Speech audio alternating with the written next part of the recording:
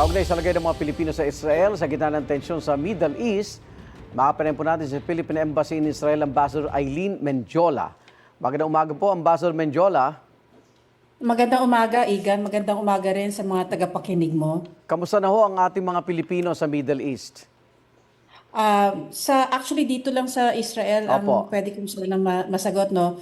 So ang mga nakaraan na 2 araw, nagyera nga ang US at saka ang Israel um, sa Iran at bilang ganti, marami ring mga missile attacks ang ginawa dito ng Israel, ng Iran dito Iran. sa Israel. Opo. At unfortunately, gaya ng ibinalita ni Presidente kahapon, isa yung kauna-unahang nasawi ay Pilipino, isang caregiver na nagngangalan na Mary Ann Velasquez de Vera. Mhm. Ano na pong tulong na iabot ng embahada sa iba pang pamilya at maging sa nasawing Pinoy sa Israel? Um, Igan, actually, ang pinakamahalagang siguro tulong na naibigay namin, nahanap namin, unfortunately, bangkay nga lang. Ah, Kasi kahapon yung pamilya, yung husband niya, at saka yung anak ng employer niya, hinahanap siya. Oho. Naging missing kasi for several hours na si Mary Ann, wala ring sumasagot sa kanyang cellphone. Opo. Pumunta sila sa mga iba-ibang hospital, tapos hindi nga nila mahanap. At that point, dumulog sila sa amin. Sabi nga nila, ni-register nila na missing siya.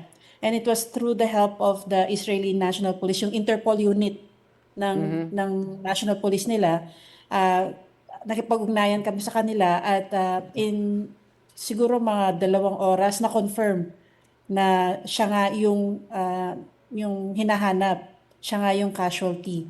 Ah, Tapos dispatch tayo ng kasamahan natin dito sa embassy, yung acting labor officer natin. Pumunta siya sa Forensic Institute at para i-link up yung husband at saka yung anak ng employer doon sa Forensic Institute para magkaroon ng face-to-face na verification na siya nga yung casualty. Unfortunately, kinonfirm nga nung asawa na siya nga yung nawawalang si Mary Ann. Mhm. Balikan ho lang natin yung kabayanihan nitong si Mary Ann. Ihahatid niya yung kanyang inaalagaan sa bunker, ano? At inabot na sila, Ambassador. Tama ho ba? Oo. Tama yon, tama yon. Hinahatid niya, pero unfortunately, dahil on the way, no, nadaganan sila nung ah, impact, no, ng missile. Nadaganan sila.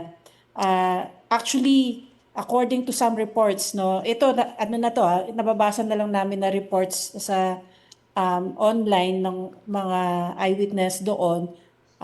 Sabi, may pulso pa siya eh. May pulso pa si Mary Ann nung nahanap siya. Pero ang kwento ng mga nag-extract sa kanya, napaka-difficult nung lokasyon niya. Kasi Aha. nadaganan siya talaga ng malaking slab. So Okay. napaka-difficult daw ng extraction sa kanya. So, pero may pulso pa siya. Unfortunately, on the way to the hospital, ayun, she Nag-expire was na. pronounced na, oo, nag-expire na siya, unfortunately. Okay. Maiuwi po ba agad sa Pilipinas ang kanyang bangkay? Sa ngayon, I think it's not possible kasi walang airport na bukas. Kahit Okay. nasa karatig ng mga bansa, walang airport na bukas. Mhm. So yun naiparating na alam naman ng asawa niya yung sitwasyon. Okay. Walang way for us to do that. Pero kahit gustong-gusto man lang namin, kahapon pinag-uusapan na nga namin ng team members natin Opo. paano mapabilis yung pagpapauwi ng bangkay at ng asawa, of Pati course. At asawa. Oh. pati, may isa pa siyang kapatid sa Qatar yata, eh, no? Mhm. Paano sila papapauwi? Ang eroplano, paano? Hindi available. Walang, oo, hindi available eh. Yan ang Ah. problema natin ngayon. Lahat ng airspace, walang lumilipad eh, no? Ambassador Menjola, bukod si Mary Ann, ano pa namomonitor natin sa iba pa nating mga kababayan dyan? Kahapon, naglabas tayo, para sa informasyon na rin ng mga tagapakinig mo, no? Meron tayong WhatsApp channel at nag-shoutout tayo doon. Tinatanong natin yung mga kababayan natin doon sa alam namin na mga sites na potential na nabagsakan ng mga missiles, nagsha-shoutout tayo sa kanila to give the embassy a call, no? Tawagan sa mga hotline natin para alam namin kung nasaan sila. Para nung sa ganun, makakapagpadala kami or ma-link up namin sila sa mga municipal or sa mga services ng Israeli para maligtas sila. So far, and I'm knocking on wood as I speak, wala naman tayong natanggap na balita na may sugatan. So, natatanging si Marian, unfortunately, no? Unfortunately, natatanging siya yung ang casualty natin sa ngayon. Ambassador, habang nag-uusap po ba tayo, kamusta yung sitwasyon dyan? May tension pa ho ba? Nagpapatuloy pa rin po ba yung mga airstrike? Oo, Egan, patuloy pa rin. Actually, siguro yung pinakahuli natin it was an hour ago, no? Para sa mga tagapakinig mo, midnight ngayon dito, no? So yung mga tao hindi makatulog kasi maya't maya may sirena, maya kailangan pupunta sa bomb shelter. Okay, may mga humiling na ba na maiuwi sa Pilipinas, Ambassador? Sa bilang namin, sa talaan namin, may 54 na request for repatriation. 32 ang mga turista na stranded dito. Naipit, Tapos may naipit sila oo. Tapos may 22 na OFW na nag-signify yung interest nila na ma-repatriate. Again, yung challenge, yung paano sila i-move.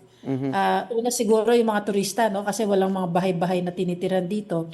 So, nakikipag-coordinate kami sa Ministry of Tourism ng Israel kung paano mamove. Pati dun sa mga travel agents nila. Yun nga lang, I have to emphasize mahirap dahil yung ibang mga land crossings sarado, walang eroplano. Lalo, pinakamalapit kasi Jordan, no? Pinakamalapit na tawiran yung Jordan. At ayon sa ating embahada doon sa Amman, sarado nga yung airspace nila. Sarado rin. And they don't know kung kailan magbubukas, kailan yung mga eroplano na darating. Ngayon yung option natin ngayon is Egypt, pero mahaba yung biyahe. Tapos minamap out nga namin, tinitingnan namin kasi yung mga iba may mga military bases yung dadaanan. So we have to be careful also kung paano i-move yung mga tao natin just in case. Okay, Ambassador, mga Pilipinong dito naman naipit na sana pabalik dyan sa kanilang trabaho. Anong assurance na makakabalik sila? Hindi, it's the same problem. Kasi Oo. karamihan ng mga kababayan natin na pumupunta dito sa Israel, ang lipad nila via Abu Dhabi o Dubai.